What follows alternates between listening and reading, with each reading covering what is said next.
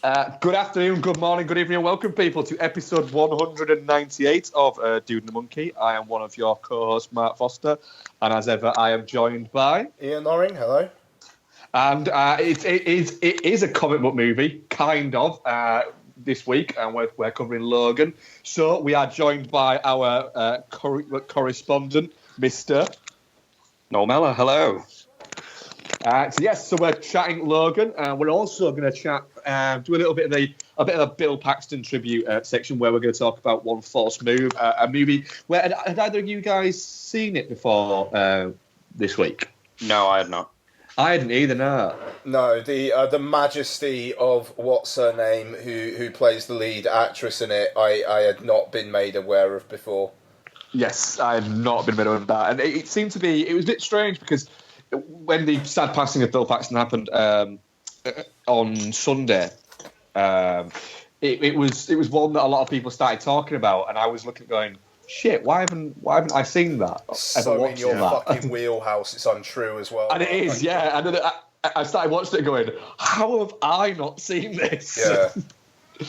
We're also going to chat some trailers, if there have been any. We're going to do some what we've been watching, and I think we've got a couple of Twitter questions in there as well. And there'll be the usual tangents, I am sure. So, yeah, before we get into trailers, is there anything that's actually happened? Do we have to mention the Oscars? Do we? Oh, no, loads of people have done that. Fuck that. Fuck it. Really, I know it happened like less than a week ago, and already I am so fucking bored of it. So I'm glad we're not going to talk about that. Is there anything else that's happened in the magical movie world that we need to talk about? Game.co.uk can go fuck themselves. Not movie related. Yes. But, have they still not sent you your Switch? No, I picked one up from Argos yesterday. Like it was just like. So you've cancelled your game then? Well, they haven't even. I haven't even cancelled it yet because they won't reply. Well, I've sent a thing saying right. You told me I was going to have it Saturday before midday. I've had nothing from the courier or yourselves after the fact. I don't care how you get it back, but you cancel my order and refund me my money. So if games send you out your Nintendo Switch, you're going to send it back, which technically means the wager that we nearly had, I would have won. That's such a fucking technicality, it's untrue, Noel. But yeah, I suppose you're right. It is right, actually, yeah. Within a week. Oh, shut your mouth. Within a day. Yeah. I do have a question on the Switch, though. Go on. How does it taste? Oh, it tastes lovely. Okay. Do you know? Yes. Right. Explain this. What? Because I just hit up on a video of you putting a game cartridge in your mouth and going, oh, it does taste horrible. And I'm thinking, what did you expect? Right. So, reports have been circling online prior to the Switch coming out about the game cards tasting bad. How do people find that out? Yeah, yes. You see, this is the thing. I'm an idiot, but I'm not the idiot who actually, found out. Yeah. You know, so there's that. But, basically, they are coated in some substance to ward children off of eating them.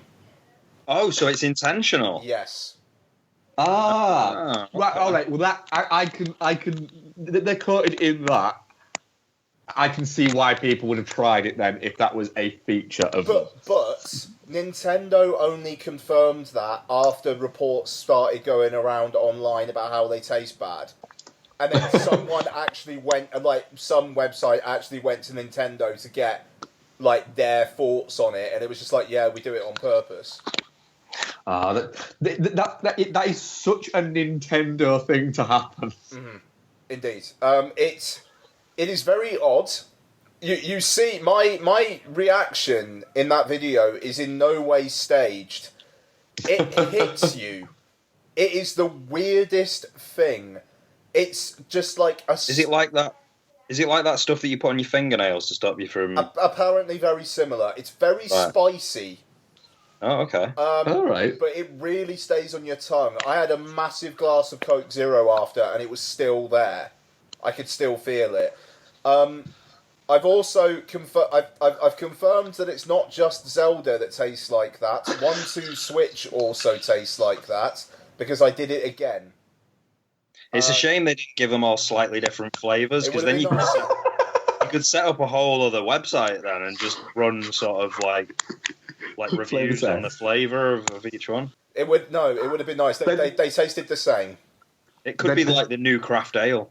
Yeah, there'd be some kind of like pop-up Nintendo cartridge tea store in fucking Greenwich and pop up, wouldn't it? But yes, there you go. So game can go fuck themselves. Good work, Argos. And Zelda Breath of the Wild is every bit as good as everyone's saying it is. That game's going to eat my life. And moving on. Did you literally just walk into Argos and pick one up? No, but on Friday, I was just like, I've got a bad feeling about this, because it wasn't just me, it was being reported like on video game websites that game fucked up. And I was just like, right, I'm not sure about this. So they sent me a DM saying, you'll have it tomorrow by midday. You've been upgraded to Saturday delivery. And I actually DM'd them saying, well, that's a poor choice of words, because you've upgraded me to having it the day after I was supposed to. Thanks, well done. And then they didn't reply to that, surprisingly. So I was just like, sod it. I reserved one in Argos and paid for it on a credit card. And it was just like, right, well, if game come through, I just won't pick it up in Argos and they can refund me. But then at least I know I've got one, because they were like, as fast as you could reserve one, it was like, it's not available anymore. So they was just like, sod it, I'm going to do that. So did that. Didn't turn up on Saturday. Like, DM'd game, didn't hear anything back. Apparently they're notorious for this as well. I found out after. Apparently, like, pretty much every big pre-order thing that they do goes wrong. So, yeah, I just picked it up from Argos and job done. I will say, actually, tangentially, one of the websites I write for, Screen Jabber, they asked me to do an unboxing. So I've done an unboxing. Oh, nice. Yeah, so you can see my attempt at doing an unboxing in my kitchen. It's actually on Screen Jabber now, apparently. Yeah, so if anyone is, unboxings, I don't know why people watch them, but it's a thing, so I did one because I was asked to. It is a thing, and I'm not going to lie. I went into, when you go down the YouTube fucking rabbit hole.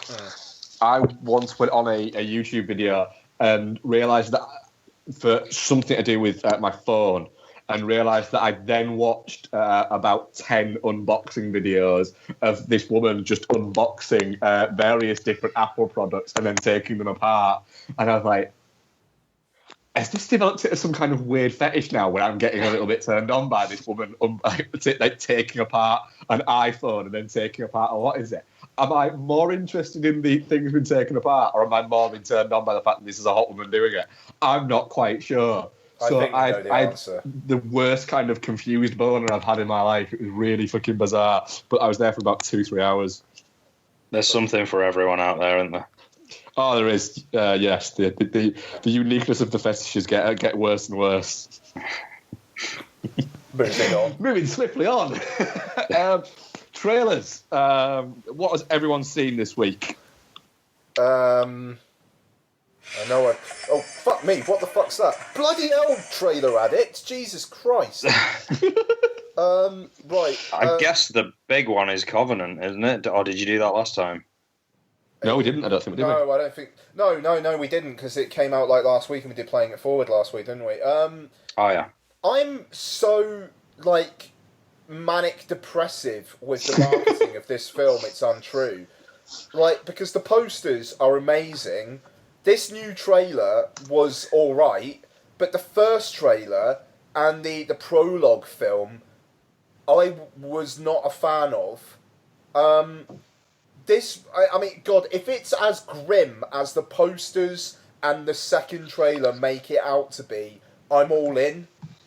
If it's as kind of referential and almost in-jokey as the first trailer and the prologue are, I'm hard out. So I've got no idea. The thing is, though, if I'm just 3 out of 5 on Alien Covenant, then it's going to be an improvement on Prometheus. So, you know, there you have it. That's it. I'm still weirded out by the hair choice for Catherine Waterston, and that's kind of that and Prometheus. Despite the fact that I really liked Ridley Scott's past couple of movies, I've really liked Exodus: Gods and Kings. Mm-hmm. I thought that was really underrated, and The Martian was brilliant. Mm-hmm.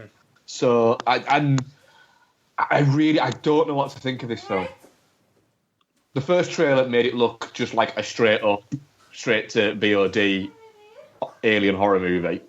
And then this trailer makes it look more like an alien world movie. But Prometheus was an alien world movie and it was terrible.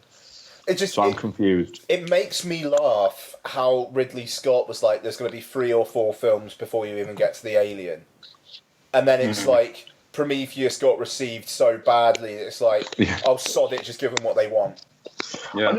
Bex made a good point about it. It was it's not very often you get to see the alien out in the light. That's what, like the shot at the end, you mean? Like yeah. It's a good shout. Where usually you get to see it and it's shrouded in darkness and you get to see bits of it and you get to see the glistening. You just get to see it just ragging at something going rah. I don't know how I feel about it. Well, you see, that's the thing.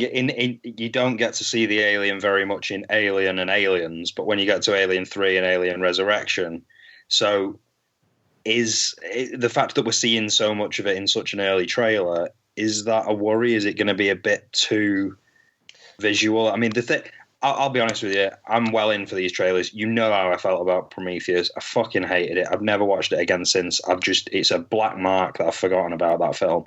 So I was fully expecting Covenant, even though this is, Ridley Scott going, oh yeah, give them what they want. I was fully expecting to not be in for this. And the more I see, yes, the first poster was fantastic. The second poster was pretty good. That first scene thing, I actually quite liked. And then this trailer seems to be doing it for me. But at the same time, I want Alien. I don't want Aliens. And I certainly don't want Alien 3 or 4, even though I actually quite like Alien 3 and 4. I like Alien 3. Yeah, so it's, I think I'm torn as well, to be honest. But I've got a lot more faith than I had before, I'll say that much. I've got more hope than faith. Yes, hope. Faith. That's right. Yeah, that's the right way of putting it. Yeah. That's spot on. We'll see. Yeah, faith is definitely not the right word. Yeah. I mean, look, we're not long. Like 2.5 months?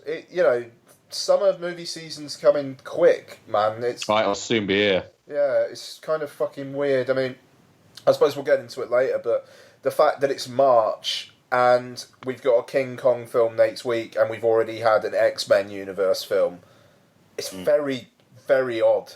Very odd.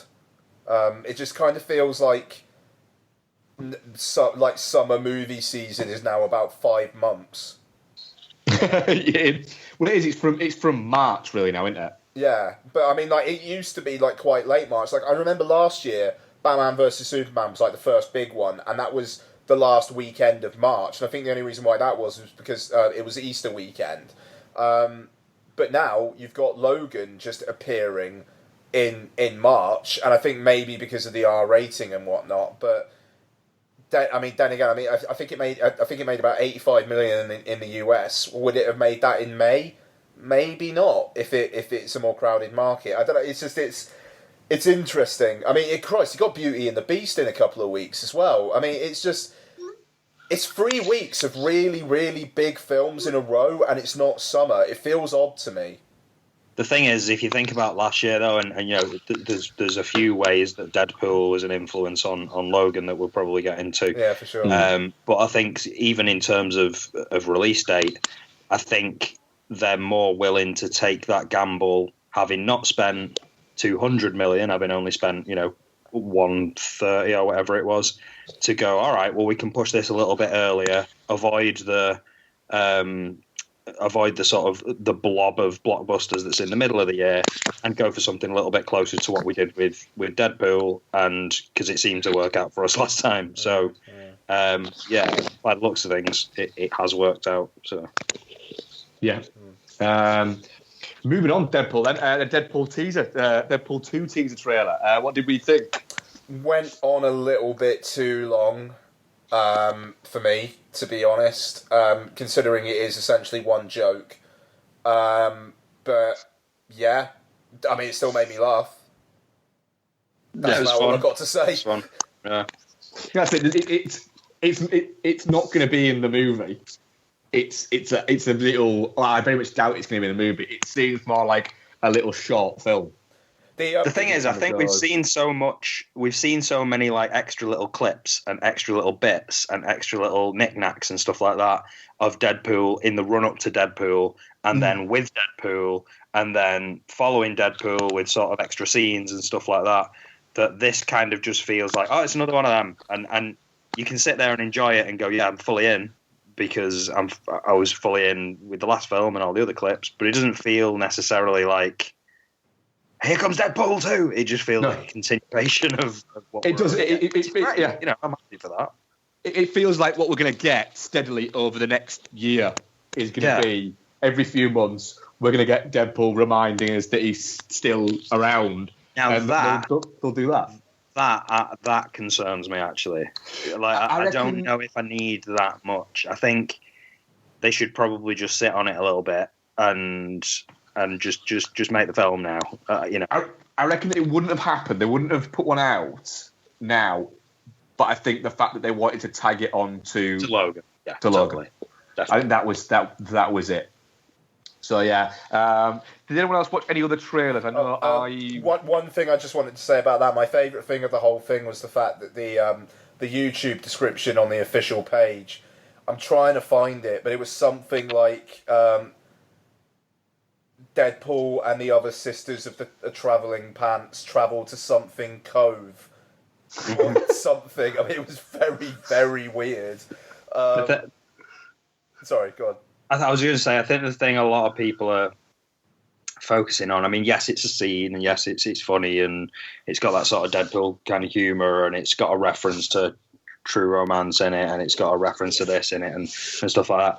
There is a lot of graffiti that's peppered throughout the video as well that references different things. So there's a reference to Cable being on the way. That's one big one, but there's also a lot of other little bits and bats around that are either highlighting potential Marvel Universe connections or X-Men Universe connections, or they're trolling people to think that that's a thing.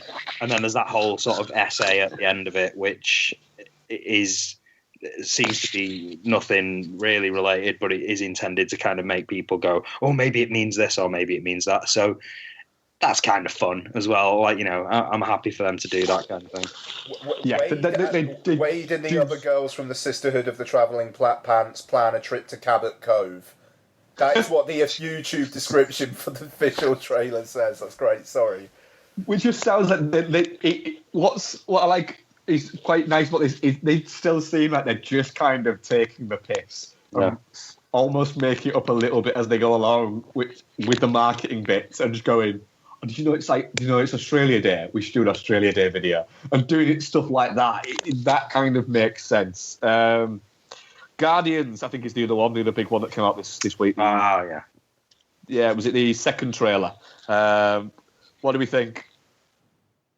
I think it looks like just a lot of fun again. I'm enjoying the direction of it. I'm enjoying the music. I'm enjoying the gang. I'm enjoying seeing other members of the gang brought a bit. Mantis, I'm not that bothered about, but you know, bringing Yondu into it a little bit more, into the team a little bit more, definitely. Baby Groot, I'm not that fussed either way about at this point. Which it looks like more of the same, and that's fine with me. Yeah, that is it. A concern that I've got is that the Baby Groot thing, they might overdo it. But then again, with it being James Gunn, I've got a little bit more concern. I've got a little bit more sort of faith in him that he might go, do you know what? You can use Baby Groot to market the shit out of it. You can put him in all the fucking trailers, but he's only going to be in the film as much as I want him in the film.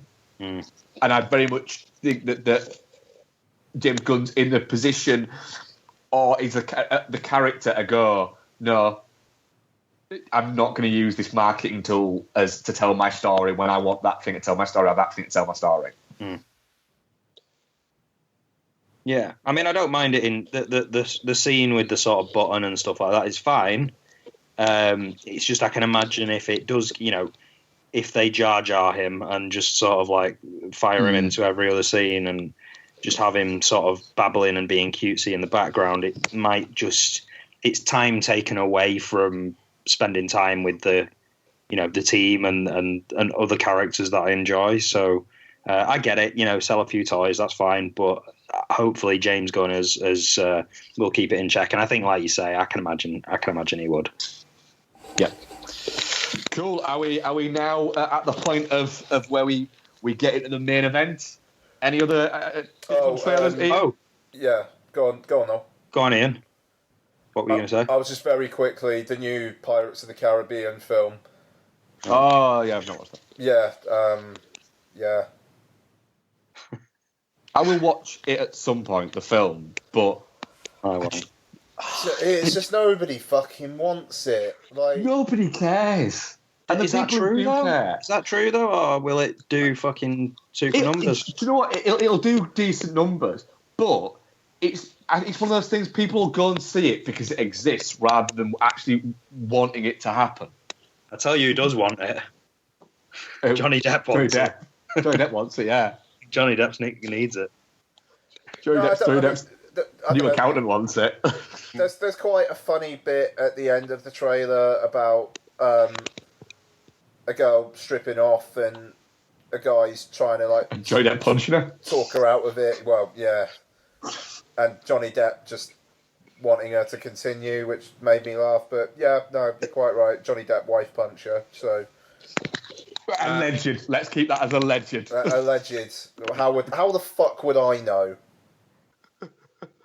Breaking news. I have discovered that Johnny Depp is a wife puncher. How? Because internet. Yeah. Exactly. Alleged. Alleged. So, for fuck's sake, alleged. Jesus. We never know who listens to this. We don't know who Vin Diesel knows. Well, that's true. I do have one more actually. I watched the trailer for Cars 3, which I think was end of February, so maybe a week or two back now. And yeah, it kind of confirms what I thought and what we all probably thought, is that first trailer was indeed a one-off, and this is just Cars 3. Yeah. So don't get too excited. The thing is, I wouldn't have even normally bothered to watch it, but I just wanted to confirm for myself that this was just Cars 3 and not for Cars Apocalypse Now. And yeah, it's just going to be Cars 3, folks. That's all. Yeah. There's nothing to see here unless you have a child who wants to see Cars 3, and then you have to watch it over and over and over and over. And you know what? I don't have a child who wants to watch Cars 3, so I think it's great. Logan, a movie we've all been very much looking forward to. It stars Hugh Jackson. It's directed by James Mangold, also written by James Mangold, Scott Frank and Michael Green. Also stars Patrick Stewart, Richard E. Grant, Boyd Holbrook, Stephen Merchant, and I think an introducing, was it, Daphne Keane? Indeed. Yes. It is...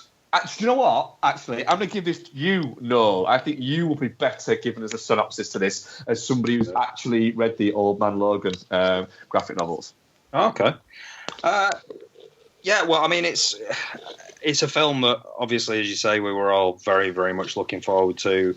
It felt like we were going to get a film that a comic book movie that respected its audience for the first time. We've been kind of promised that before a little bit, and this film, felt very much like we were going to get it, but there was always that worry, are we actually going to get that, or is that just what's been marketed to us? James Mangold, with the last Wolverine film, everybody was expecting something, I think, something different to what they actually got. There's nothing wrong with the Wolverine, it's fine, but early on, that was a film that was going to be directed by what's his name, Darren Aronofsky at one point, and then it was passed on to him, and they were talking about going back to certain books and certain timelines and certain storylines, and they kind of did it, but they didn't kind of commit to it fully. They talks a lot about Old Man Logan. I mean, just calling it Logan is kind of a nod towards that. And it is a film that's in the aesthetic sort of styling of that book. The story borrows just a tiny, tiny little bit, but ignores some of the wider stuff that's going on in that story, obviously, because they don't have access to certain characters and stuff like Hawkeye and Hulk. So, they do sort of nod to it a little bit in terms of style. And what they've delivered is something which I really, really enjoyed. And, oh, God, I sounded like Donald Trump then. And didn't that sound a bit Donald Trumpish, that?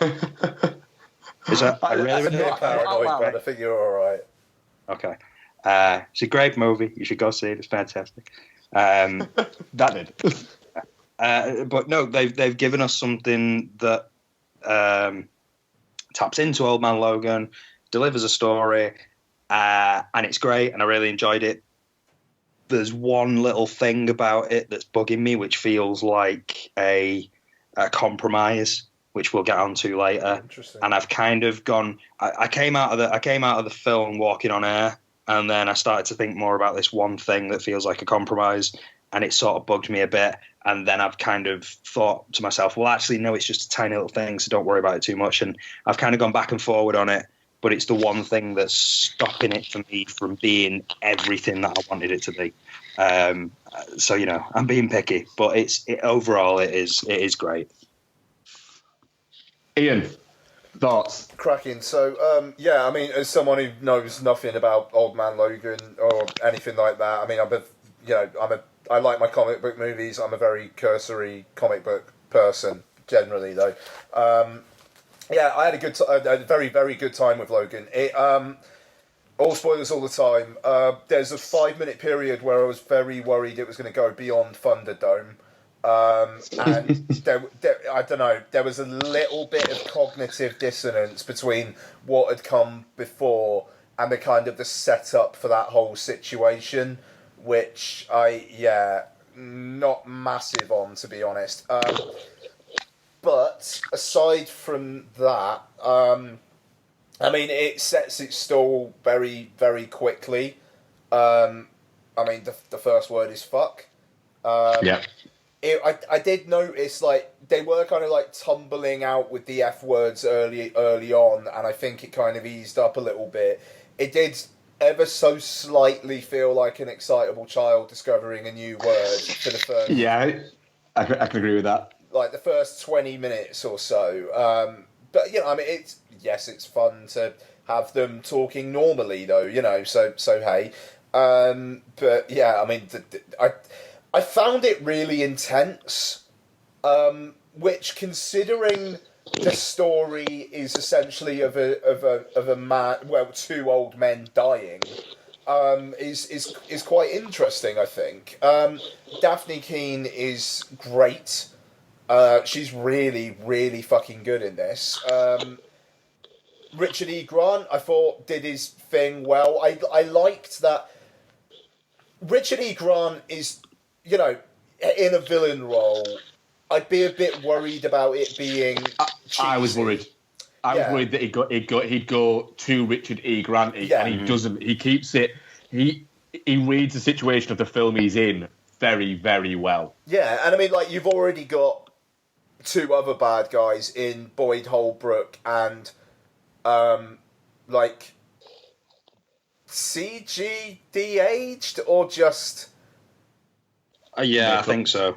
Yeah. Or something. Oh, yeah. It was... but I mean, in X-23 4. Is that him? Yeah. Yeah. Yes. So in him and Boyd Holbrook, I think you had good enough villains, and then you got Richard E. Grant just basically being the scientist. You know, I mean, I like, you know, the film pretty much admits his role in the film in his dispatching.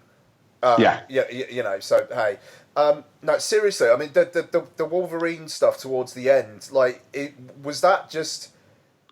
Is that CG de-aging, or is it... Because I know, like, Hugh Jackman obviously had quite a bit of looking haggard makeup. So is it just that he had the other way round makeup for the other bit? I think it's a mixture of both. Because, I mean, it's very good if it is de-aging. It's very good. Because he's like... in light quite a bit, like in the climax for sure. And it almost, I mean, it kind of felt like they just took his head from the first X-Men and put it on the body of a really buff younger person. But anyway, but yeah, really good. Mark, your thoughts? I think it's fantastic. It was, like Noel said, it was everything we hoped it was going to be, and then you worry that maybe you've been fooled again by marketing. But it's very, like you said, it sets its stall out very quickly, it sets that stall out very quickly and kind of goes, right, we're going to have the violence, we're going to have the F-bombs, we're going to have all of this kind of issued out and sort of polished off sort of quite quickly to let people know this isn't an X-Men movie that you've been used to. It isn't even a Wolverine movie that you've been used to. This is a different movie. And then it slows down from there. And when the credits are rolling up and you see Richard E. Grant there, and I thought, ooh, is he going to be the thing that tips it the wrong way? Stephen Merchant, is he going to be the thing that tips it the wrong way? And then as they start to go in, Richard E. Grant's fine. Stephen Merchant, I thought, was actually really very good in it at what he did. This is a man whose comedy I can't get on with. I don't like his whole shtick of being awkward and really tall. He plays the character really well, and he has a few almost comedic lines, but they're personality comedic lines within the movie that work quite well. I thought Boyd Holbrook is very good as the asshole villain. It works really well, and like you say, it's intense, it's sad, and it's a very sort of fitting tribute to these two characters that these two people have played for nearly 20 years now, and it feels right, and it felt right. And remember, guys, we are all spoilers all the time, but I didn't know. I had a very strong feeling that Logan was going to die in it, but I wasn't sure. I'd avoided everything to do with it because I wanted to go in as cold as I could. I didn't think that Patrick Stewart died in it, which was based on an interview. I did see a headline where Patrick Stewart said it's probably the last time that I'll do Professor X. I thought, well, if it's probably the last time, then what is it? And then I completely forgot about the fact that the timeline for this could just fucking fly wherever it wants. I was going to say, you completely forgot that this is an X-Men movie. Exactly. They'll do whatever the fuck they want. Yeah. And then I remember that when he died, and I thought, well, of course. So I didn't know, but then the minute the children started cutting his, the beard, to be the Wolverine beard, at that moment, it hit me. It hit me in my chest, but it went, oh shit, I'm about to watch Wolverine die. Fucking hell, I don't think I'm ready for this. And then it happens, and the fact that it happens and the way it happens, they don't overblow it, it happens in that way, I thought worked really fantastically. And then it fucking killed me when she turns the cross onto a side to make an X. I was like, oh god, it's happened. I was surprised at how somber it was. And how somber it was allowed to be. And it does seem very much like this is the movie that James Mangold wanted to make, and this is the movie that Hugh Jackman wanted to close Logan out with and close Wolverine out with. And the studio kind of went, do you know what? This is the right time to do this movie. We can get away with doing this movie and having this movie as being the last in your. If this is the last time you're going to do it, and you're not going to do anything else, you're not going to do another Wolverine incarnation, unless we give you this. We can make this work now. It's the right climate to do it, and I think that they tick it off really quite well. I was surprised how brutal it got at points as well, but I'm glad by it all. I think it's definitely the thing that I like the most about it is it's a lesson for studios about comic book movies to trust the audience and to kind of say, don't be so worried about what you're going to do next. Just give people a story and give people some character development and give people mood and atmosphere. And engage them in what's going on in this individual universe, rather than just throw in as many visuals and costumes and brightly coloured whizzy roundy things as possible. And that's something that I've wanted for a very, very long time. I enjoyed the last X-Men film, and I enjoyed the last Avengers film, but what I don't want is more climaxes like that. I want to spend time with characters that I love, and I've always felt that there is a wealth of stories out there that they could draw from to tell interesting stories, and just trust the audience and trust that the audience know who this person is, know what he's about, and show some of who he is and what's behind the claws, if you like.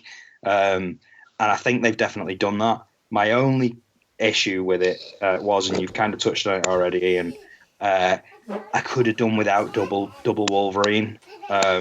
That's my only complaint, and this is not a complaint. This isn't the Rogue One complaint again.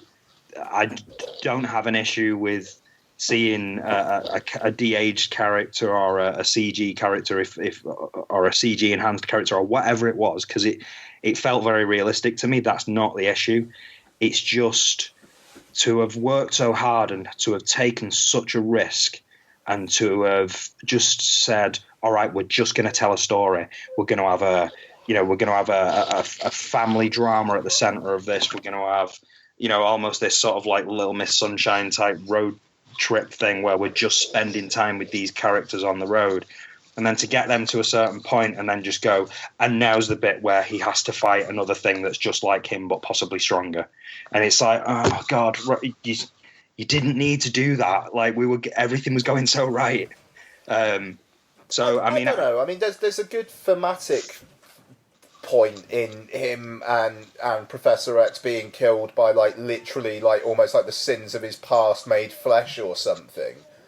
Maybe, but maybe I'm just boiling it down to one thing too much. But it's just, we've got weakened characters who are on the back foot, who are trying to get, Wolverine's. He just wants to make sure she's all right, and he just wants to get her to a point of safety.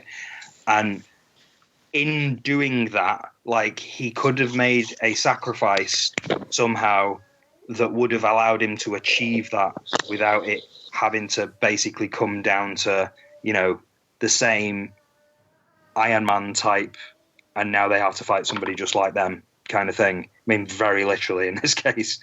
So maybe I'm just boiling it down too much, but I could have done without it. It felt like a compromise, and it made the film feel almost like a film of two halves, where, it became a little bit more, it became a little bit less daring and a little bit less sure of itself in doubling up on the Wolverine. Maybe, I don't know. I think I can absolutely see your point with that. So I felt a little bit like that. What I liked about it was that it had the bravery to not have the redemption of, well, next time he'll be able to beat on his own. He couldn't. It beat him. And it was only chance and the fact the little girl was there that managed to save it, and it kind of, again, it felt right. It was part of it added to it being Wolverine's time. You know, that it was Logan's time. He was no longer able to live the life that he'd lived. He was no longer able to do the good. And you know, it doesn't over-explain everything like a lot of the time you get with these comic book movies do. It never felt the need to do that. It dispensed with that and went, do you know what? We don't have to have a big explanation about why he's dying. It's just, he basically at one point says to Rich D. Grant, it's this stuff and it's the stuff that's poisoning me. And Rich D. Grant says, probably yes. That's it. And it's like, okay, that's it. It's dispensed of. We don't get a Rich D. Grant saying, well, what we could do is we could do this and this, because it's this coming from this, and him going, well, maybe we could do that. And then him finding a vial of it and going, oh, well, I can take that. And that will get me back to being Wolverine because it'll fight. We don't have that. Whereas if this movie had been made 5 years ago, that's what would have happened. And we don't have that. It's still, they've set out to finish a story, and that's what they've done. They've finished it very well, and it's testament to the fact that we've got a Wolverine movie that costs less than $100 million. Is amazing, but they've still marketed, I think, like it's a big movie. You know, it's one that's come out in May and has cost $200 million. They've still gone, well, do you know what? Fuck it, yeah. But let's be honest, how many under 15s go and see it anyway? I think a huge thing that Fox can take away from this is confidence, and you know, they're now, the legacy that this film leaves behind is not just a legacy of, you know, what a great send off for this character, which of course it is. It's a legacy of, oh, actually, you know what, we can just make good stories around these characters, and those stories don't have to, you know, like the story this week about Avengers 3 and 4 are going to cost $1 billion. That doesn't surprise me at all, but that doesn't necessarily have to be the way things go. We can now make, from smaller characters if we need to, we can now make a $100 million, movie about one individual X-Man or one individual mutant or one individual superhero over here, and you can expect to get that back or double your money at least. And I think it's going to give Fox a confidence that they really need, because as much as I love the last X-Men movie, and I'll say again, I really did love it. As much as I love that, it's going through the motions, and we need to break away and do something different. And that's what. Well, the thing is what films like Deadpool and Logan have proved is that the blockbuster 10 years ago or 15 years ago, when the first X-Men movies came out, the blockbuster cost, the big, huge tentpole blockbuster, cost $75 to $100 million. They now cost $200 million to $250 million, in reach to $300 million. So the studio movies that used to cost $30 to $50 million are now $60 to $100 million movies. And those movies used to be, historically, those $30 to $60 million movies, they used to be where you used to get films that were going to be an R-rated film, and they were going to be for that, and they weren't looking to make $500 million to $1 billion. They were looking to make $250 to $300 million or $200 million. They were looking to make smaller numbers, and that's kind of what Deadpool and Logan have proved, is that it's the evolution of the comic book movie. Is that it's the evolution of, it's the way comics went. Comics started out as being for kids, and then when those kids who grew up reading those comics grew up, they started wanting to write them about bigger issues and go across to sideways things and go, well, hang on a minute, I'm an adult, I still enjoy comics. Why can't I do a comic that is for adults that children don't have to read? And it's bouncing around that, and it's been branching off, and it's saying, right, well, comic book movies, they're a genre that's now got subgenres. So you've got your blockbuster comic book movie, you've got your animated comic book movies, and now you've got your you're adult. You're more R-rated comic book movies, and you have got adult comic book movies. There are out there. There will be. There's an Avengers porn parody and things like that. So you've got all of these different genres spiking off from movies, comic book movies, and then you've got all of these branching off. And what Logan and Deadpool have proved is that the R-rated comic book movie it has moved on from the likes of fucking Blade Trinity and Punisher and things like that, and has made them go, you can do this. And, Marvel can look at it now and go, well, hang on a minute, we can do a Punisher movie now where we don't have to have him. He could crop up in the Marvel universe, but why do we have to do that? Why can't we have him off doing something fucking seedy and have it as an R-rated movie, cast John Bernthal, and make it for $75 to $100 million and expect it to make $250, $300 million and be fucking happy with it, rather than sanitize it, make it for $150 million and try and make $700 million. I think it's about being less precious as well, because one thing that Kevin Smith was talking about recently, he does have his moments, but one thing Kevin Smith was talking about recently was talking about in relation to Batman, being less precious about these individual films, and you don't have to worry and go, all right, once every 4 years or once every X number of years, we're going to make this one massive Batman movie, and it's going to cost, $300 million, and it's got to be the best thing ever, because if it's not, then this is just, we've got all this stuff that's stacked on top of it that it has to work, and if it doesn't, and if the criticism goes a little bit one way, then it's going to go even more that way because of the internet, and now this Batman movie that we've made is a disaster. What are we going to do? We have to start all over again. Just take it down a peg and go, you know what? Make a Batman movie over here and make it for $100 million. Make the Batman Street movie over here for $100 million. And then in 2 years' time, go and make your big Justice League Batman movie. And then in 4 years' time, go and make a Batman noir movie. You just throw it about. We've already got the Lego Batman movie that came out this week. That's not a canonical Batman movie. That's just a Batman movie that's set in a different universe. It's set in the Lego universe. It makes jokes and references the other universe, but it is in its own style and in its own thing. And bang, 250 million worldwide or whatever it did. So we don't need to worry so much, because there's Logan. This movie could have just been a one-off story. It doesn't have to be pulled into any universe or any wider, 10-year, 20-year plan. Marvel has changed the game, and I appreciate it, but it doesn't mean that everything has to be tentpole and be fit into some massive sort of timeline that's going to cost billions over the next 20 years. No, and I mean, Fox are doing some interesting stuff. I mean, not just with Deadpool and Logan, but I mean, you've got something like Legion, which Fox are working with Marvel on, and they've got another show that's like going to have a pilot this year as well.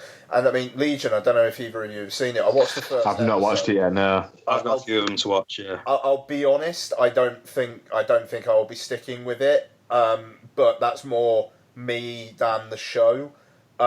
It kind of feels like work to me, but if you're into that work, I'm sure it will be very stimulating, just because it's very, very... Like the first episode, at least, was very esoteric, but really gets you into his mind, and it's all over the fucking place.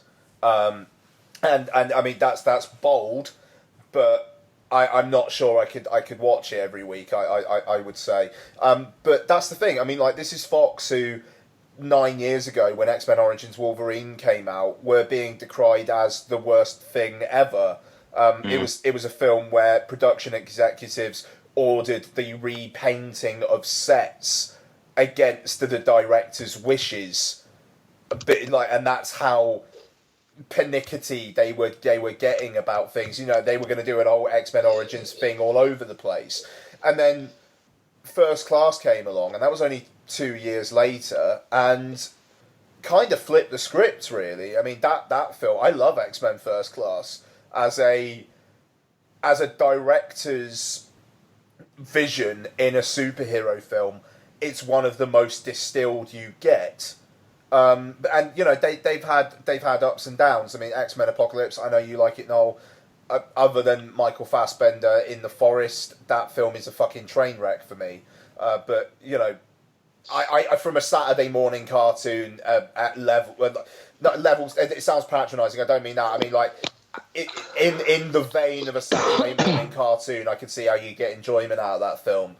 Yeah. Whereas Logan is a film. You know, it's you know, it doesn't have to be about like people with special powers. It just so happens to have those people in it. And you know, it's weird, the evolution of these things. I mean, Marvel are going like as broad an audience as humanly possible, but with some pretty out there stuff in it as well, but making it manageable for a family. Fox are just kind of like, we're just going to do our own thing. No, you can't have the rights back. We're just going to do some interesting shit. Chuck everything at the wall. See what sticks. At the moment, everything's sticking, apart from X-Men Apocalypse. It's like I say, is that you know that confidence a few years back was not with Fox. Fox were scared and they were making mistakes, and now they've had a couple of hits and it's all looking in their favour. If you remember 6 or 7 years ago, it was Warner Brothers who looked like the interesting party. They did The Losers and they did Watchmen, and they had Jonah Hex come in, and you know they had stuff in their past like V for Vendetta and Constantine that was a little bit outside the sort of comic book world. So they sort of looked like, oh, you know what, you could get an interesting comic book. Maybe it's going to be Warner Brothers that do the interesting comic movies in the future and focus on story and stuff like that. And look at the fucking garbage they're peddling now. So it has been interesting to see Fox's, because traditionally Fox has always been a studio that people have, you know, pointed the finger at for the Alien franchise and stuff like that, and just sort of said, yeah, they get too involved in their movies and they fuck everything up. Whereas maybe they are learning to trust their properties, trust their directors, and just ease off a little bit on the ease off the gas and not be looking over people's shoulders, maybe. Yeah. It seems like we're kind of wrapped up on Logan. I'm guessing we're all definitely not shit on that. Oh yeah. Yeah, definitely not shit. I just wanted to draw attention to the one scene though that I particularly liked, and that was the scene in the hotel where in the casino sort of hotel where Xavier is kind of he's had his seizure, and it's all sort of like Logan's having to sort of fight his way back up to I don't know. I've not read any reviews of Wolverine. I don't know if that's something that anybody else particularly enjoyed or hated or whatever. I thought it was fantastic. I really enjoyed it. It was a very, very sort of, it was very good. It was an action scene with barely any action in it, which was great. It felt kind of right in the fact that we're watching a superhero movie about people who are no longer superheroes. And it was another moment of, you know, because we've not talked about the violence, like the fucking the right from the outset, that first scene around the limousine.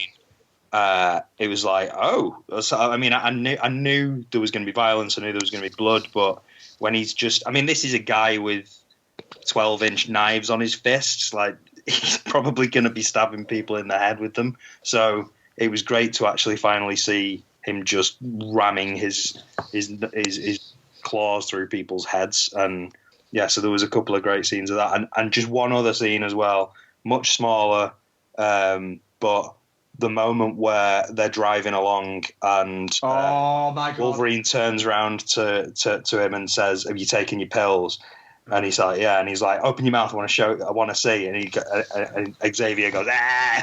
Yeah, that was brilliant. It was just brilliant to have seen this composed Professor Xavier that we've known for all these years, just being this crotchety old man. I'm fed up of people looking after me and telling me what to do, sort of thing. Yeah, I thought you were going to mention the scene that was featured quite heavily in a lot of the promo bits, where they're driving away from the house and it's all lit up, and Laura has got the glasses on, and Logan's in, I think he's in like a denim shirt, white shirt, just one hand on the thing and half asleep, and just driving along. I was looking at that going, that is such a fucking cool shot.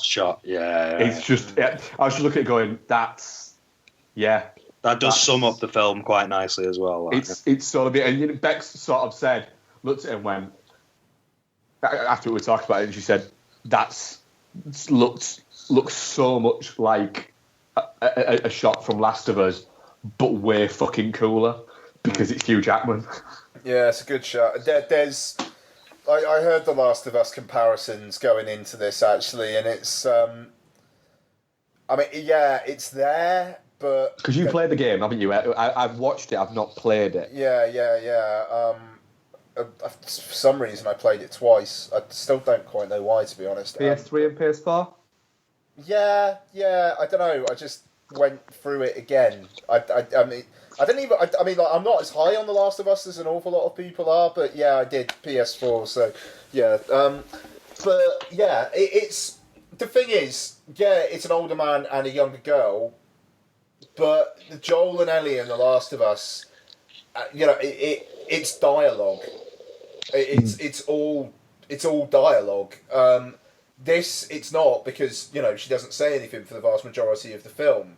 I mean that's one thing that I maybe was a little on, was the whole she's your daughter, Logan. It's like, well, no, kinda, but I mean it kind of felt like just trying to artificially add emotion. It couldn't just be, it's a girl who's very much like him. She was subject to the same stuff, but as a kid, not as a guy who went through the Weapon X program. It's having the whole, it's your daughter. Well, technically, it's not really. Can I spin that? Go, please do. See, now I think for that, spinning it perhaps a little bit, but for me, it was maybe Xavier's need to ensure that this girl was looked after and she could go on, because the mutants have died. The mutants have been they're the last of us, and it's about Xavier trying to sort of say to Logan, look, she's just like you. She's part of you. She must go on. These the gene pool must go on, the mutants must go on, and you must help guide her and push her on and ensure she exists, and just almost forcing a connect. Yeah, you're right. Maybe they are forcing a connection, but maybe it's Xavier that's forcing that connection because of his in the story. Yeah. Yeah. I mean, I could be spinning, but that's kind of how I would choose to see it. No, that's okay. Fair enough. Yeah, I mean that's fair. But yeah, the Last of Us comparisons I think are a little bit surface. But yeah, lazy. Yeah. I mean, Christ, if you want a fucking film that invokes The Last of Us, the girl with all the gifts, the visuals in that fucking film are The Last of Us. So there you go. But yeah. Sorry, I kind of ended my point. Well, our audience vote was definitely not shit, 86%. Touching cloth 5% and shit 9%. Wow, how many votes? Oh, really? 21. So like, I'm what, like 2 people thought? I'm kind of guesstimating now. Like 2 people thought it was shit. That's interesting. Yeah, it is. I'd love to know why. I genuinely would love to know why. I don't just want to say, well, you're fucking wrong and you're knobheads, because people might have reasons, but I always fall back on if you watched the marketing and you looked at the movie, you must have known what you're going in for. So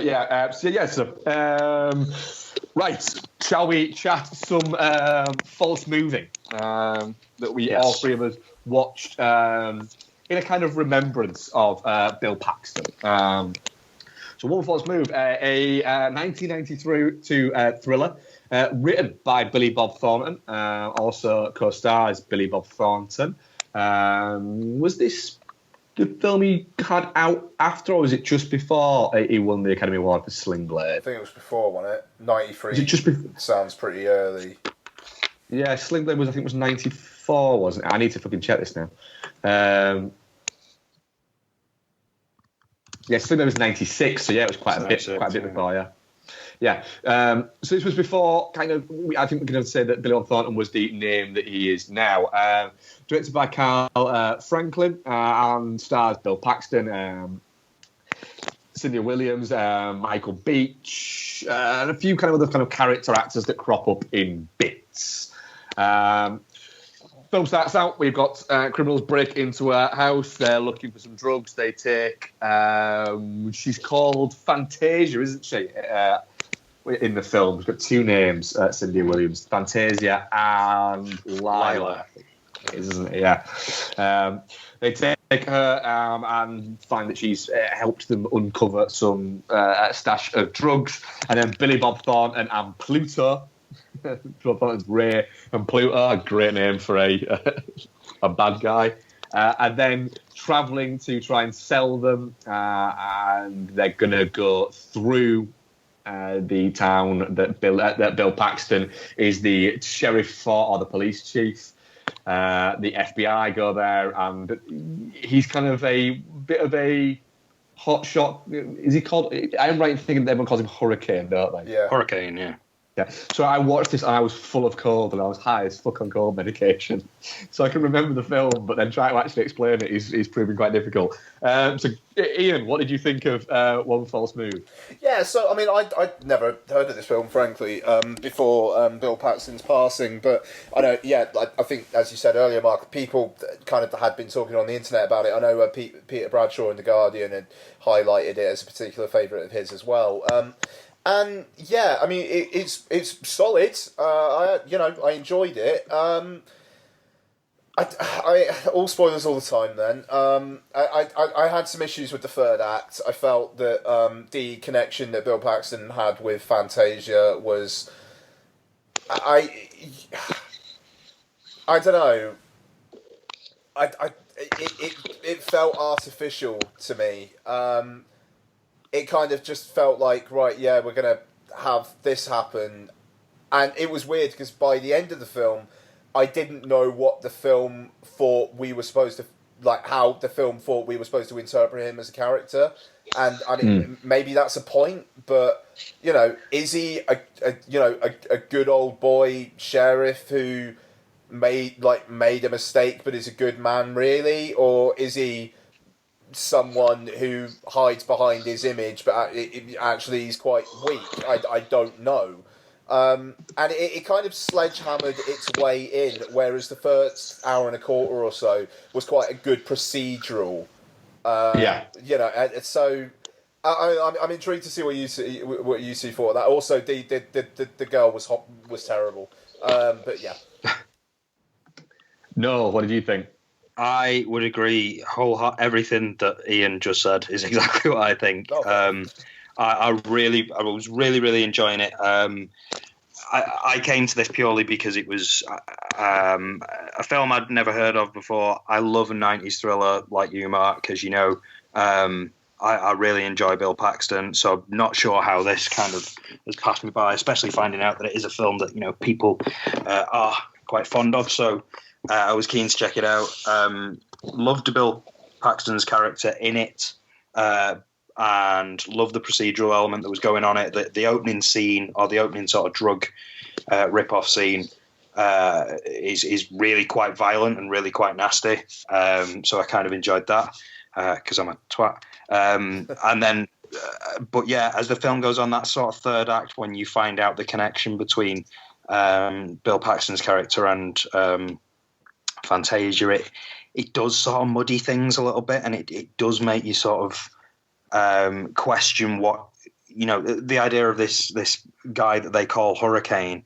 They call him Hurricane basically because he's a bit full on and he's a bit difficult to be around, and you have to know how to cope with him a little bit, because he's a bit over keen, and he's a lovely guy, but he's a bit too, and you learn that there's another side to that where he's actually quite there's a brilliant scene in it where, you know, the two sort of lead detectives have a conversation in a cafe and he's listening in, and you can kind of see how hurt he is that they kind of think he's a joke. And that's absolutely brilliant. Like, seeing that extra side to him is absolutely brilliant.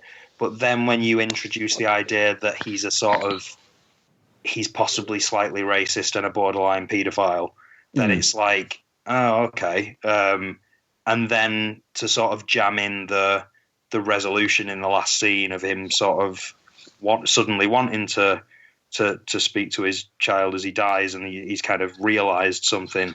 It felt like they jammed an awful lot into that last half hour when they kind of didn't need to, because it just sort of muddied the characters, and I don't know if I gained anything more really there. I would have just liked to have seen it resolve. Because I mean, the thing is, it's like the first 2/3 of the film, it's this kind of tension of him, like, kind of going, like, you know, I want to be a big shit hot kind of cop, and his wife has that scene with the one agent guy where she's like,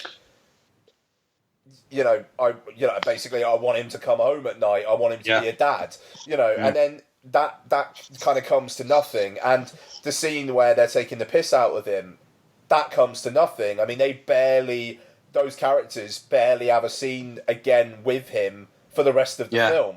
So it's odd. It feels like the last third of the film is almost another film barging into this one.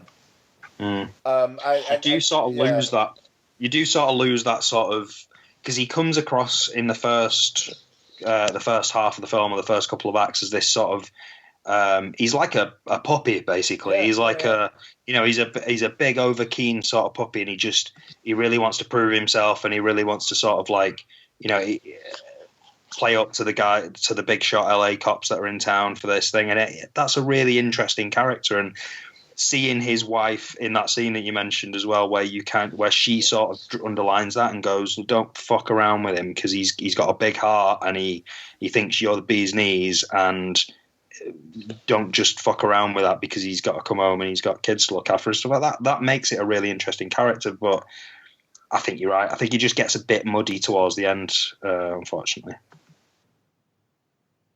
Yeah, I'm pretty much on the same kind of thing. It starts out with a lot of promise, and it introduces the characters really well.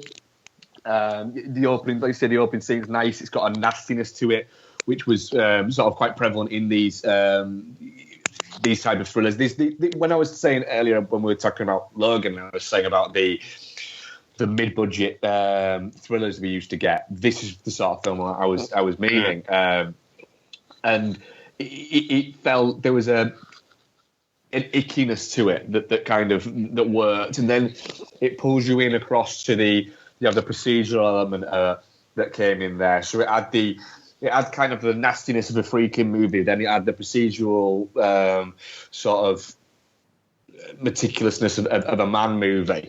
And then it kind of took you into Bill Paxton's character. Bill Paxton's character was very good. And the scene, like I said, the scene in where you see him and he's behind and you can see it's hurting him. And the fact that he doesn't just ignore it and act like he hasn't heard it, or he doesn't storm out or create a scene. He basically shows them, look, there was no need for that, without telling him it wasn't, but just kind of gets on and realises, do you know what, I'm happy in my world. I'm fucking king of my world. Maybe it's better to be king of my world than fucking a jester in yours. Yeah. And there's that element to it. But then it does start to lose its way as it gets muddled, I think is the best way to describe it, as it goes along, because you are kind of... He works better as just a guy with a lot of enthusiasm who's bright enough to be where he is, but you take him out of that and he's nowhere near bright enough to go beyond that. Works very well. Yes, the girl, Cindy Williams, who plays Fantasia's not great. I think she was actually married to Billy Bob Thornton at the time. Right, okay. Which kind of what is it? This also backs up my thing with Billy Bob Thornton is Billy Bob Thornton isn't that good an actor. People just think he is because he's been good in a few things. Fargo being one of them. I couldn't get on that well with Fargo. I found it hard to get through the first series. But I admit that Billy Bob Thornton's good in it. But that's because I think he is just kind of playing Billy Bob Thornton a little bit. I just think Billy Bob Thornton's a little bit like that. Well, yeah, he plays this type of thing really, really well. I wouldn't want to see his Hamlet. Yeah, but he's fine in this, but it is a little bit... But that's it. It's true. He doesn't stretch his limits.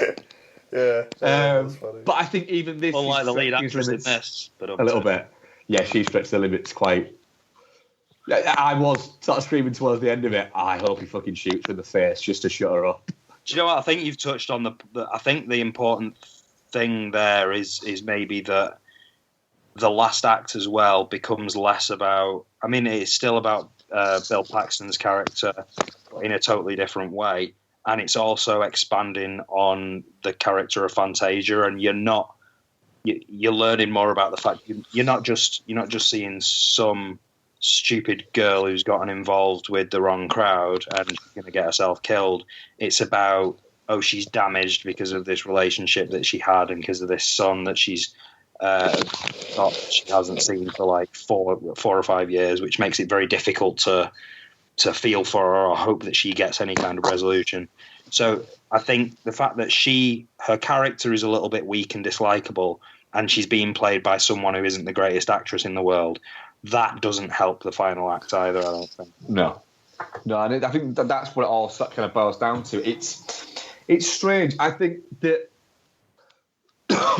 it's the sort of movie where I can see why, in the context, people have gone to it and said, this is one of his great moments. And I can see why also people went to... Frailty as well, because he wrote and directed that. But I do feel a little bit like with this, there's better movies than this, than One False Move, to kind of hold up to the light and say, hey, does everyone remember this? You can throw Near Dark into that. I would also throw fucking Trespass into it, or even something like A Simple Plan, which I don't think enough people saw.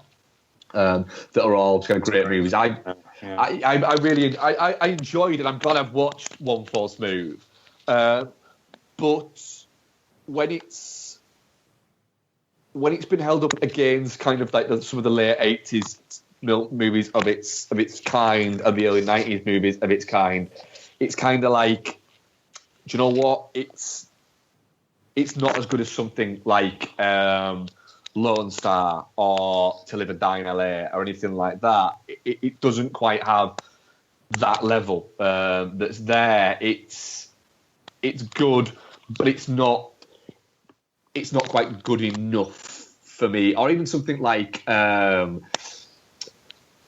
is it the same year? I think it maybe was 93. The Brad Pitt movie California, something like that. It just doesn't quite... It didn't quite tick as many of those 90s thriller boxes as I was hoping it was going to. But I did still enjoy it.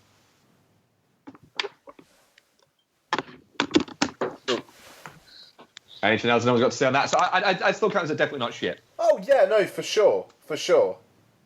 But yeah, I would maybe go for Frailty more, to be honest.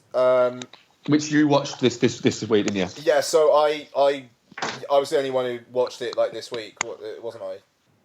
Yes, I watched it about a month or two ago. Yeah, okay, so while Noel takes a break for a sec, I may as well just kind of talk about this briefly. So, yeah, I'd never seen Frailty, and I was asked to kind of do a review for one of the sites I write for, so it's on Netflix, and yeah, I think Bill Paxton had a really interesting filmmaking sensibility, really. I mean, the story is essentially Matthew McConaughey walks into a police station, speaks to Powers Booth, who's the sheriff, I think, or I don't know, senior guy there. Basically says, the God's Hand killer, I know who it is, and the God's Hand killer was essentially responsible for a bunch of murders. And Matthew McConaughey kind of goes into flashback mode, tells the story of his brother and his dad. His dad, played by Bill Paxton, who also directed the film. His dad is spoken to by God, he says, one night, and is given a list of people to kill, or like demons. Basically, he touches them and is able to see, or so he says, what their sins, essentially, and why they should be killed.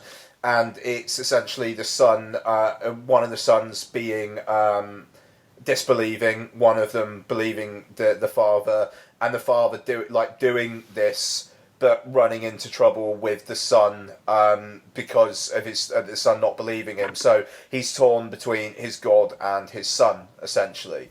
And then there's some twisty stuff in the third act. So, yeah, what I like about it is the fact that it is really matter of fact. Like, it's pretty dark stuff, but it's... At the base of it, it's a family drama about the breakup of a father and his two sons, and it's played very, very well. I like the fact that Bill Paxton's character is rational throughout. Apart from the things that he is saying, he doesn't appear to be mad, but the stuff he's saying is fucking crazy. So it's the whole film is basically predicated on is it real or is it not? And obviously I won't say that here for anyone who hasn't watched the film, but the wrap up to the story is interesting. There is some casting in the film which I think maybe says something about the nature of that character. Maybe you know what I'm talking about, Mark. I do, yeah. Yeah. Which I think when I spoke about it on the show when we watched it, I think I said a very similar thing. Yeah.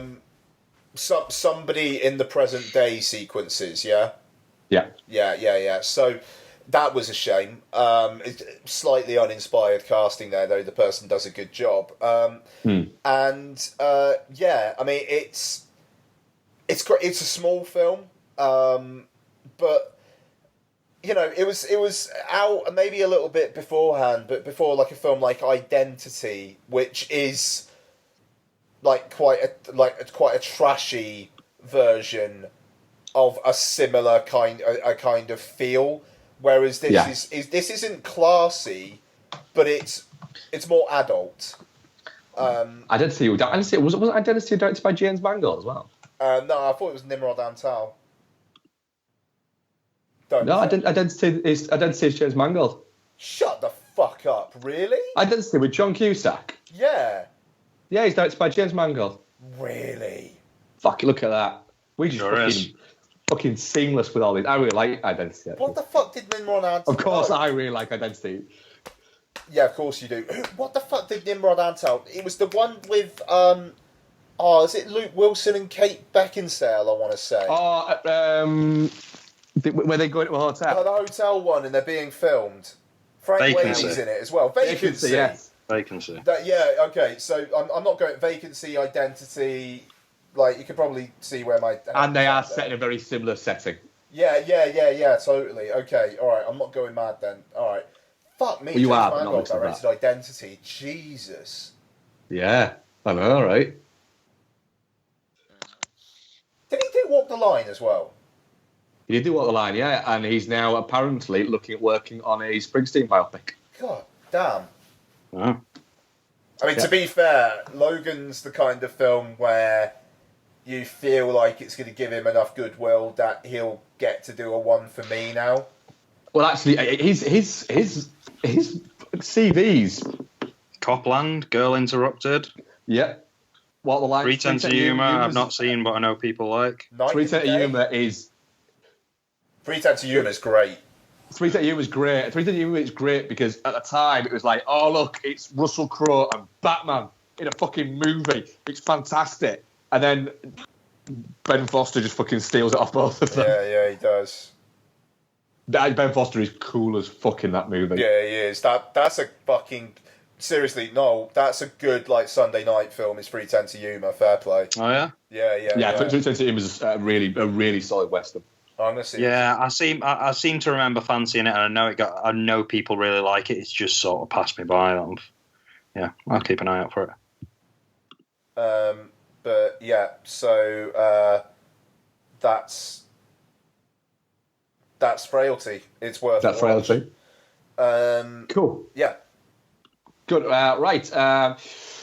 What we've been watching then? Actually, first thing beforehand, Bill Paxton. What's the first film that comes to your mind? Weird Science. Weird Science. Yeah, it's Chet in Weird Science. No question. I mean, that's obviously Bill Paxton. We all appreciate him as an actor for for all the big stuff, for Alien stuff, Predator stuff, everything else. But for me, Weird Science is a key film in my life, and that I remember just loving him and hating him as a child as Chet. He's so good in that. And as I tweeted at the time as well when I found out about him dying, I've opened doors like that my entire life because of him, and people have, my parents have screamed at me to not open doors like that, and I've been like, yeah, whatever. I still do that today, and I will continue to open doors like Chet from Weird Science for the rest of my life. Not all the time, because that would be weird, but just when the mood takes me. Yeah, that's what I could absolutely say. I've done the same. Yeah, it was Chet. Yeah, that came straight into my mind, which I like. I like the fact that it was Chet, and I've kind of had a flick through his CV over the past sort of few days and looked at it and gone, do you know what? There's some great films and there's some great performances in there, and it just shows. But the fucking different genres and everything is just insane, and also the fact that he didn't start out being an actor. He started out being like a set designer and a set dresser. And it's obvious in the sheer amount of movies the guy made that he just loved being in and around movies. And it's cool that somebody managed to be in some of the movies that he was in and be as big a star as he was when he wasn't the most conventional of actors. He was a really interesting actor. He wasn't the most, I think conventional is the best word I can use to describe it, of actors that he's so well thought of for that. He's just fantastic. But yeah, it was Chet for me. What was it for you, Ian? Well, Bill Paxton. To be honest, Aliens. I'm sorry. It's a fucking great answer, isn't it? Let's be honest.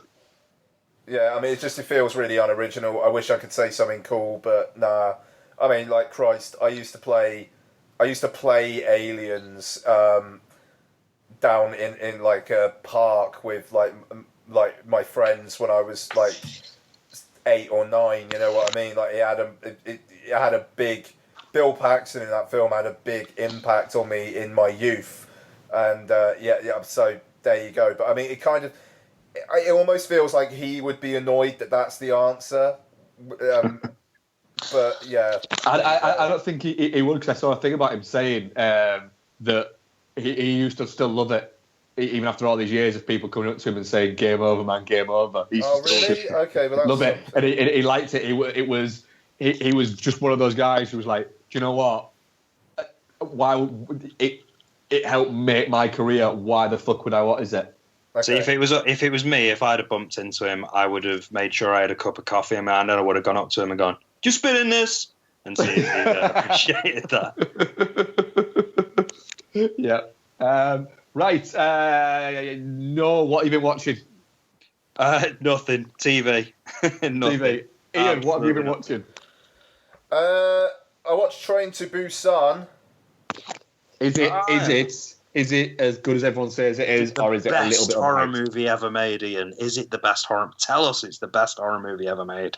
It's the best horror movie ever made. I knew it. Until next week. Until next week with Key and Peele make horror movies, whoever the fuck they are. Yeah. So they're the people behind Keanu. Oh, right, okay. Yeah. Which we actually quite enjoyed. Yeah, no, I like Keanu. Yeah, no, Train to Busan. It's all right. It's long. It's like an hour. Of course it is. It's Korean. Yeah, I mean it's South Korean. And it's a train. Very good. I mean, it's under 2 hours, so I suppose that isn't long for a South Korean film, but it feels like it should be 85 minutes. So basically, story is a zombie outbreak starting. There's a guy is taking his daughter to see her mother, and he's been a bit of a neglectful dad. As the train's leaving with non-infected people, an infected woman just like gets onto the train.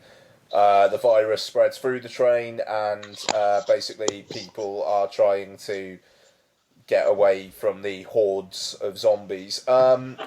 Most interesting thing about it for me was it copies the World War Z visual of the like almost like a wave of zombies, like they're just all throwing themselves at like the intended victims, and then others are like kind of like running up over them, so it's like almost a literal wave of zombies coming towards you. They do that a few times, and it is interesting. But other than that, it's stock characters getting killed off one by one with kind of a clockwork regularity. It's fine. It's fine. I watched it in circumstances that maybe weren't the best for... I had some bad personal news this week, and I'm not going to get into it, but I watched it in a situation where it probably wasn't the best thing to watch given the circumstances. So if I'd had a couple of beers or something and it was a Friday night, my thoughts on it would have been a bit different. But it was what it was. It's fine. It's just, if you go in expecting the best thing since sliced bread, then maybe just temper those expectations a bit. Fright Fest, 9 o'clock on a Friday night, yeah, sure. Pretty much any other, like sitting by yourself at home, maybe not so much. That might be the way of saying it. Watched a couple other things since we recorded. Cure for Wellness, I spoke about it briefly in playing it forward, but Mental, the last 20 minutes or so are hilariously gonzo. It's kind of restrained for the first hour 45 or so, and then just goes nuts. But Jason Isaacs is very... He gets the tone of the material so perfectly. It's brilliant. It's basically Shutter Island, but then it kind of almost goes like Italian 70s horror in the last bit. And I wasn't expecting it. I'm amazed that Gore Verbinski was able to spend $40 million on this project. I'm amazed. It bombed. It did really badly, and I'm not surprised. Christ, I wish it was shorter, but it looks phenomenal. The score's great, and yeah, the last 20-25 minutes, nuts, and awesomely so. It's just you do have to get through some stuff to get there. And last thing I'm going to talk about, Voodoo, which was a film I was showing you guys screen caps of on WhatsApp about a week and a half ago. Oh, yes. Which is fucking...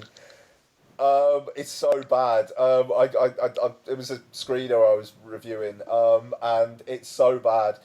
It's a found footage film. Hick girl goes to LA to stay with a friend of hers, has been cursed by a voodoo priestess woman because she got with her man. So the first 40 minutes or so are her and her friend going around LA. Ron Jeremy's in it for some reason. And then she literally goes to hell. And for some reason, a demon is still doing the found footage stuff. So she's just kind of like getting ushered from place to place, being tortured, while this demon, like in between it, is going, "You haven't seen the worst of it yet. Oh, we're going to do things to you." And I mean, it's like, right, this looks like it cost £30. It looks like it was shot in someone's garage with some like curtains put up. I mean, I staggered.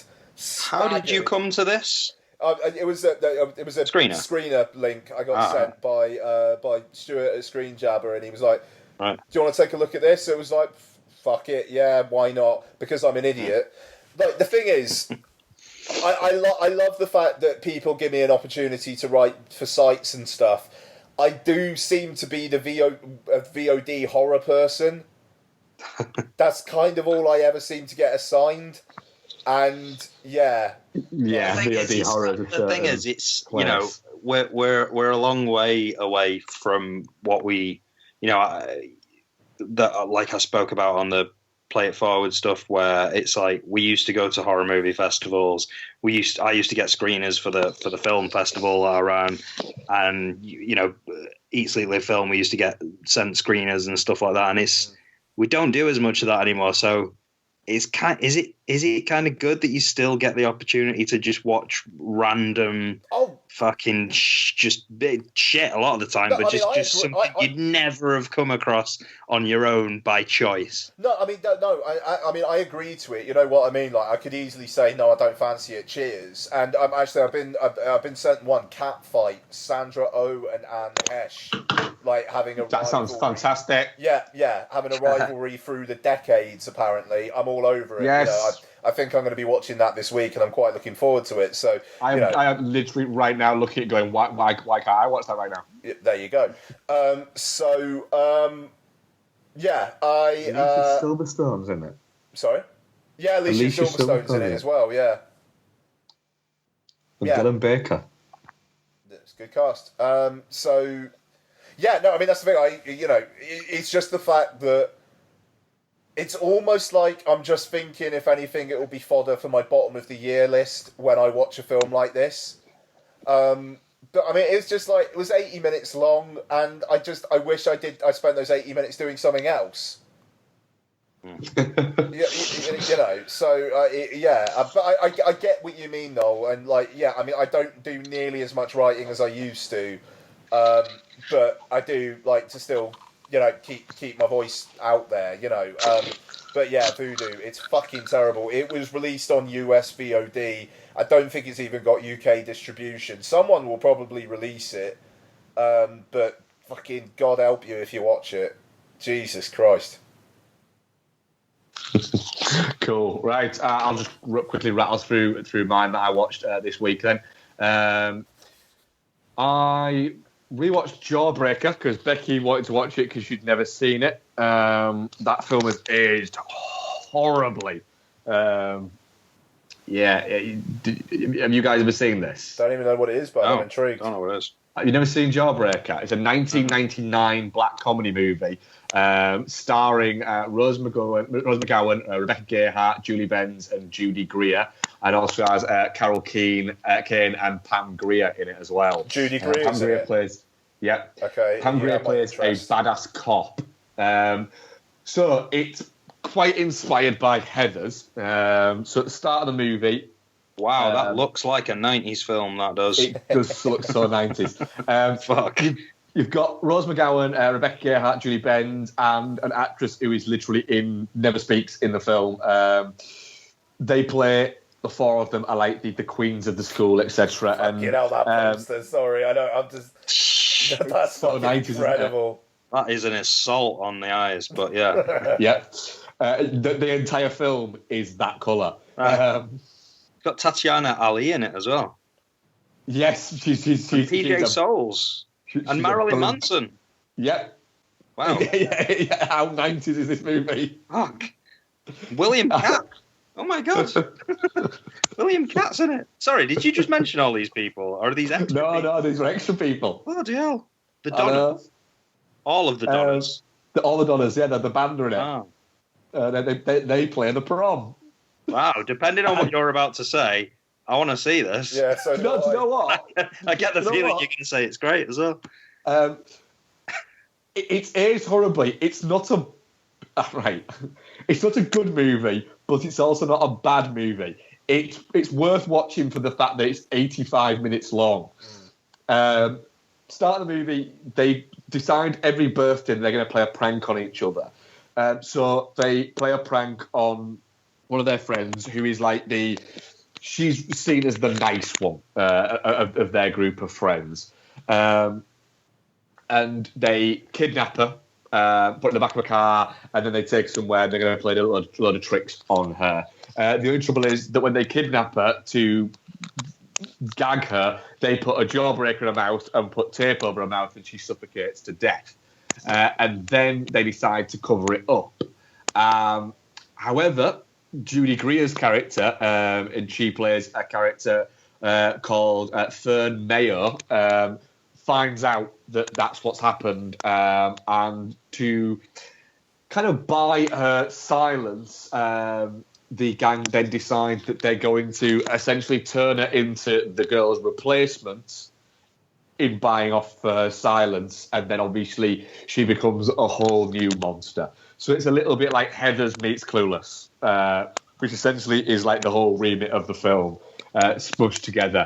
If you've not seen it, there's enough there that you'll probably enjoy it on a first watch. Rewatching it on a rewatch, you kind of go, yeah, I don't need to watch this again. I've remembered all of the good bits, and all I'm now noticing are the fact that this is just an assault of 90s-ness on me. But I'm watching the trailer now, and I need it. If you've never seen it before, it's worth watching. I need that. Is what I'll say. Yeah, you can track it down, is what I'll say. Oh, yeah. Amazon Video, apparently. It's not on Amazon Prime, though. Oh, is it not? No. I don't, unless it's come on in the past few days. I'll acquire it. Yeah, it's acquirable. It might say DVD, but it's all right. I also watched Rising Sun, which again we were talking about with One False Move, that kind of wave of 90s thrillers we got. This one's by Philip Kaufman, stars Sean Connery, Wesley Snipes, Harvey Keitel, Ray Wise is also in there.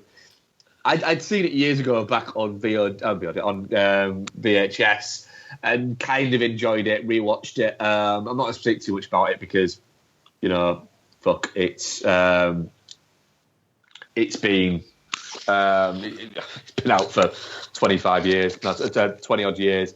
So there's not really that much to talk about it, to be honest. It's all right, but it's that phase of Sean Connery being in films where he had to be the best person in every scene, and he had to be a badass, and he had to be the smartest, blah blah blah blah blah. And it got a little bit old in this. It felt a little bit like, do you know what? At this period, Wesley Snipes is the bigger star than Sean Connery, so he should put a little bit more focus. Two films left. Ones that I want to talk about a little bit more are one that I think you guys watched. We'll talk about that afterwards. I watched a film called Pet. Stars Dominic Monaghan. Yeah, okay. Yeah. It was actually recommended to me by somebody I work with. She said she'd seen it and said it sounded like the sort of thing I'd quite like. So I watched the trailer and was like, do you know what? Yeah, it does look like the sort of thing I'd quite like. I think you've not watched this, Ian. No, I know of it. I was going to say, if you'd watched it, I'm sure you'd have mentioned it on the show, and I'd have been like, oh, right, yeah, I'll give that a go. And do you know anything about this one? No, nothing at all now. Right, well, it's Dominic Monaghan works in a kennels, and he develops a bit of an obsession with a girl he went to school with that he sees on a bus, and then starts kind of cyber stalking her and actually stalking her in real life. And then from there, she kind of embarrasses him and basically says that she wants nothing to do with him and to stop stalking him. And then all of a sudden she wakes up in a cage that he's made in the basement of the kennels that he works in. and he's then starts telling that he's saving her. But then it starts to you think that he's saving her and he's gone a little bit mad, which he clearly has. But he's saving her from from what? That he's trying to save her from being a dick to him or anything like that. And it starts to unravel that actually he's saving her from something else and saving other people from other stuff. And it kind of, where you think it's going, it starts going in completely different directions. And it just keeps on doing that throughout the film. And it's 95 minutes long, which is exactly the right amount of time. The cast are all solid enough in it. And it's the sort of thing that, and we say it quite a lot with horror films, if this was the fucking 9 o'clock movie at Fright Fest on a Saturday night, you'd come out of it going, yeah, like that. It's suitably seedy enough and grimy enough, and it's got enough gore in it, and it's a little bit kind of twisted that it's good. The girl who plays Holly, Kenzie Solo, is very good in it. She adds a little touch of just fucking, she's a bit evil at points in it. It's good, and I'd recommend giving it a go. It's easily worth a watch. Oh, cool. And the final one is Bad Moms. Did you guys mention this, that you'd watched it? I've seen it, yeah. Yeah, I've seen it. Yeah. Right. What did you guys think? Yeah, it was all right. It's okay, I guess. Yeah. I kind of enjoyed it. It was funny enough. I thought Catherine Hahn was way too big in it.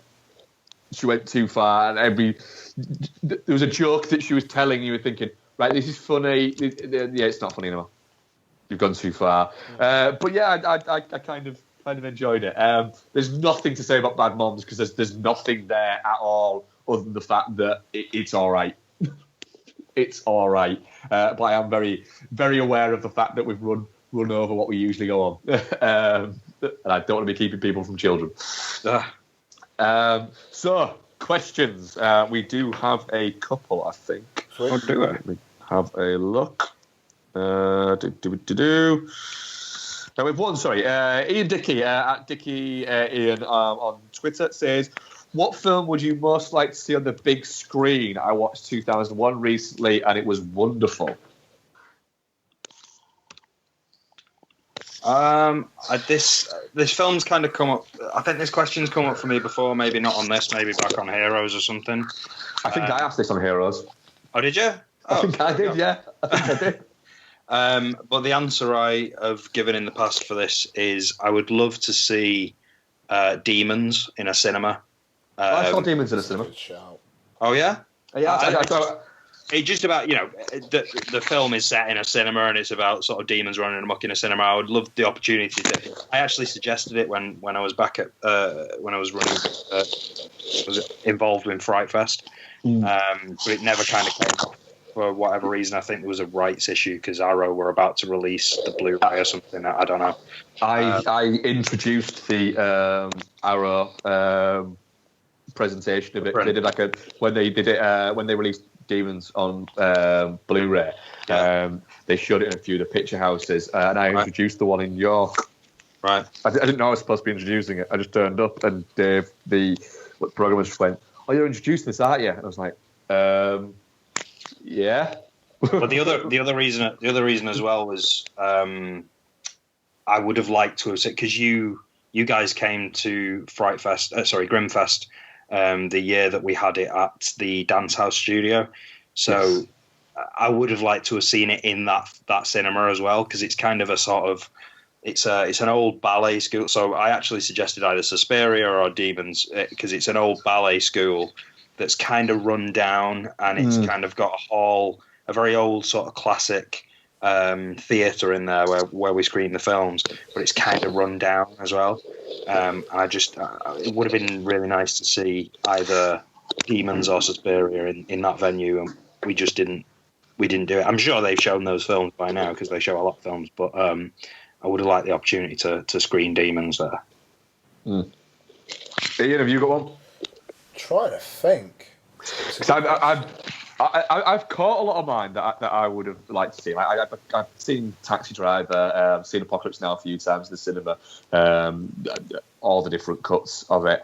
I mean, it's good because I just keep an eye on the city screen, show a lot of these things. I'd always like to have seen Once Upon a Time in America on the big screen. I'm going to see Goodfellas on Thursday morning because that played today. At City Screen, but then they're showing also a screen of it on Thursday morning. I'd love to see Streets of Fire on the big screen, and also, I think what else? I hope I get a chance to see Alien on the big screen. I know they did, Alien Director's Cut was in cinemas, years ago, but yeah, I saw Alien and Aliens on big screen. Yeah, like a 35mm would be lovely. I saw Vertigo on the big screen, and that was awesome. Fire Walk with Me. Oh, that's a good shout as well. I'd love to see that on the big screen. First Blood. I've never seen First Blood on the big screen. I'd love to see that on the big screen. The Good, the Bad, and the Ugly would be pretty sweet, just because that's like a just take the whole afternoon or evening and just wallow in it kind of thing. And 2001, I've seen the big screen. That does look superb on the big screen. It's fantastic. I would quite like to have seen Drive on the big screen as well. Actually, I never saw that on the big screen. Did you know? I saw it twice. I don't think I did. Weirdly, I was looking at something for Lawrence of Arabia the other day. It popped up. I don't know why, but I had a look, and there was screening. BFI were doing screenings, and there was a couple of screenings across picture houses. And I remember something that Ian had said that he would like to watch. The first time he watched Lawrence of Arabia, he'd like it to be on a big screen. And I was sort of looking at it going, fucking why isn't there a picture house in Cardiff? I could be messaging Ian right now saying, Ian, picture house, fucking Cardiff. But the fucking imp one still, is there? Nope. Yeah, so I did look to see if there was, but they're in. That was questions. That was Twitter questions. Thank you much for that. That was a good one. Ian, what are we covering next week? Kong. It's bloody Kong. Of course it is. Yes, Apocalypse Kong. Bloody shitting Kong already. Reviews seem to be generally good. I know The Guardian's given it 1 out of 5, which is probably a good sign. So, eat a dick, Guardian. It just... Peter Bradshaw could be a minge-faced joy assassin at times. We shall see. But yes, Kong! Yes, very much looking forward to that. Cool. Anything else to add, folks? Not at all. Cool. So that was episode 198, where... travelling fast to number 200 here. Fucking hell, yeah. Jesus Christ, 2 away. Bloody hell. Yep. Wow. That's insane. Yes, well, thank you much for listening. DudeAndMonkey.com. I know I've got 2 things that are going up this week on the actual site, because I've actually had some time to actually write. I might actually be doing... I'm actually away the week after next as well. I'll have loads of time, so I might actually write a few things for the site. If Becky won't kill me for doing that. So DudeAndMonkey.com, at DudeAndMonkey on Twitter, at DudeFoz, at FilmRant, at Ian Loring. Is there anything else I'm forgetting? I think we're good. Cool. Good. Right, thank you very much for listening, folks. Thank you very much, as ever, Noel, for joining us. Thanks for having me, gents. And we shall speak to you next week. Beauty. Bye-bye. Cool. Yeah.